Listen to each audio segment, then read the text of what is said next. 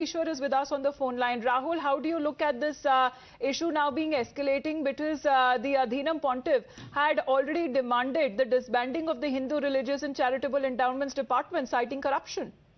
The first response that immediately comes to mind is, Sarkari office samajh rakha hai kya? Are you mistaking this for a government office? See, this is a spiritual center, a temple where thousands and 10,000 people have offered their respect for centuries. Just because he raised a point or just because devotees have a counterpoint, it is legal harassment, it is legal intimidation. And what right do they have? See, please remember, this is not public money, this is devotees' money. Many people misunderstand that what is inside a temple is public money. No, it is devotees' money. There is a difference between being a devotee and being public. Public can be anyone, but whether it is temple, church, mosque, gurudwara, synagogue, vihara or whatever it is a place of devotion. According to our law, please remember, I'm not speaking religion. According to Indian law, the deity's home is temple. The temple is deity's home, and deity and devotees and the priest there have the primary right and responsibility of the temple. This is a well-settled position accepted by Honorable Supreme Court. And Adheenam has raised an issue citing corruption. Right now, they want to target Adheenam and do some kind of harassment. So what do you have to say on the ongoing inspection that has been happening? Because the pontiff had to say that politics should never enter the temple and demanded that the department should actually be replaced by a committee headed by a judge. Yeah, exactly. And can I point out, this was said by Supreme Court. In Shabarimala case, Supreme Court said earlier, back in 2007, they appointed Justice Paripurnan, who was one of the greatest, judges from the Honorable Supreme Court. Justice Paripurnan was there, CBI Director Karthikeyan sir was there, and they said, not as devotees, they said politicians should be off temple, because temples cannot be placed where old politicians are rehabilitated. Whether it is temple, church or mosque, let politicians keep one hand distance.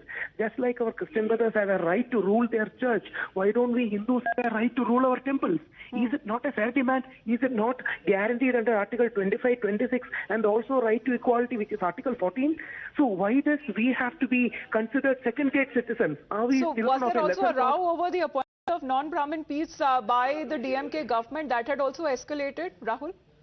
Yeah, please remember, see, we believe, every Hindu believes in Brahmanyarjita Shanti. For example, Vedavyasa was born to a fisherwoman, but Vedavyasa is considered one of the greatest saints we have who codified Veda. Valmiki was a Bhil tribe, born in a scheduled tribe community, but is considered Adikavi. We believe in Brahmanyarjita Shanti, but DMK government wants to push their political narrative. Can I simply ask you a question? How many Christian priests are they training? How many Muslim Maulavis are they training? So they want to score a political brownie point using a sensitive issue to widen the caste divide that is also within the Hindu community. Yes, we do have some problems we are trying to solve, but they are using it to widen the wedge between the communities.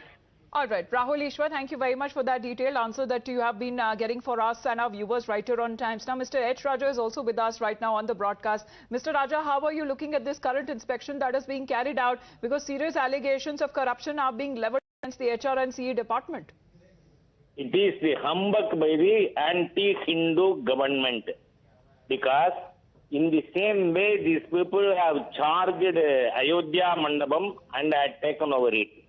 Madras High Court has struck down the takeover of Ayodhya Mandapam by this anti-Hindu HR&CE department. If you see, with regard to Chidambaram Temple, in the Madras High Court judgment itself, they have specifically mentioned in a place which the illiterate and semi-literate people in the department have failed to see.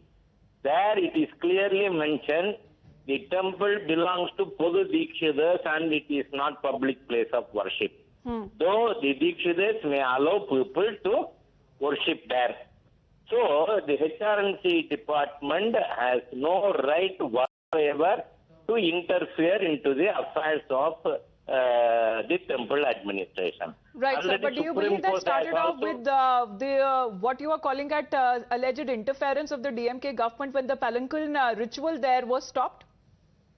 You see, the DMK government, how anti-Hindu it is, I would like to draw a parallel for the benefit of the viewers of Times of India, Times Now.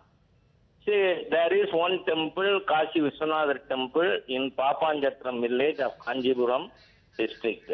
Right, sir. They have encroached the one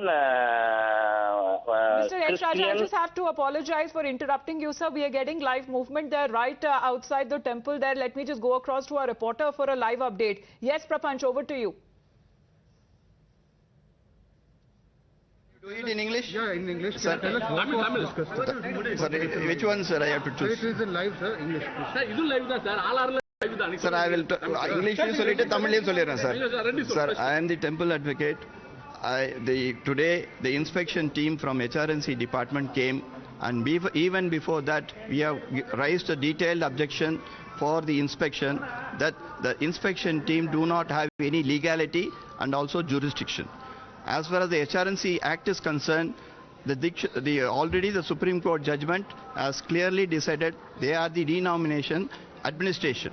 When there is a denomination administration in a public temple, the HR&CE Act provision, section 107 clearly applies, which gives an exception to the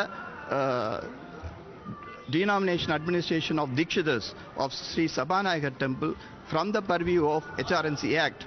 Therefore, any section, even the section 88 that has been quoted by one of the inspection officials, will not apply to us. We are not willing to cooperate to any inspection. That is not the message we are not conveying. We are ready to submit ourselves to a legally constituted and a committee which has got legal jurisdiction. So we have got accounts as per our temple shuttam, which has been in existence for more than 200 years, and we are maintaining the accounts properly, and we submit that we are ready to submit. As far as we are concerned, we have got no burden or nothing. In Tamil, if you want to say, எங்கள் மடியில் கனமில்லை, அதனால் யாருக்கும் எந்தவித பயமும் இல்லை. நாங்கள் நடராஜரின் தூக்கிய பாதத்திலும் பக்தர்கள் மீதும் ஊடகத்துறை மீதும் நீதிமன்றத்தின் மீதும் நம்பிக்கை வைத்திருக்கிறோம். What did HR&CE say, sir?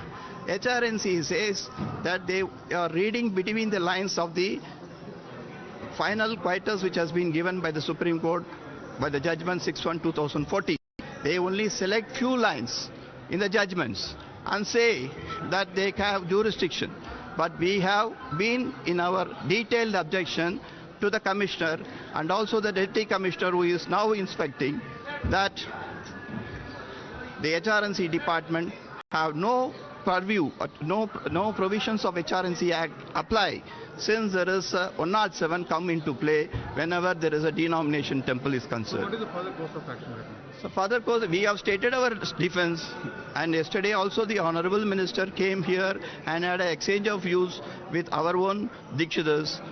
The Dikshitas also were very clear in their detailed legal stand, and we have also released yesterday a detailed press release quoting the various legal provision and our legal stand.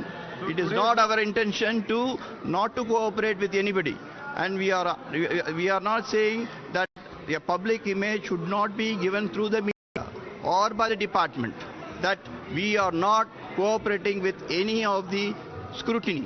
We are for scrutiny, but it should be only if the committee, inspection committee, has got legal sanction and legal jurisdiction. So as of today, you have not shown any document.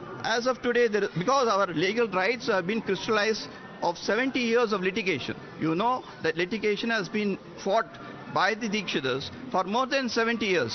3 rounds of litigation has ended in the final judgment in 6/1/2014. Therefore, there is no occasion or anything to reopen such a settled issue. That is our legal stand. I think the HR&CE official, after the interaction with me, has accepted our legal stand. But they can go to the higher official, and we are not here to advise them what they have to do. But as far as we are concerned, our constitutional lawyers at Supreme Court has clearly advised us to state our legal stand in unequivocal terms to the media, so that the media can report very neutrally about the legal stand that has been taken by the Dikshitas. We can see that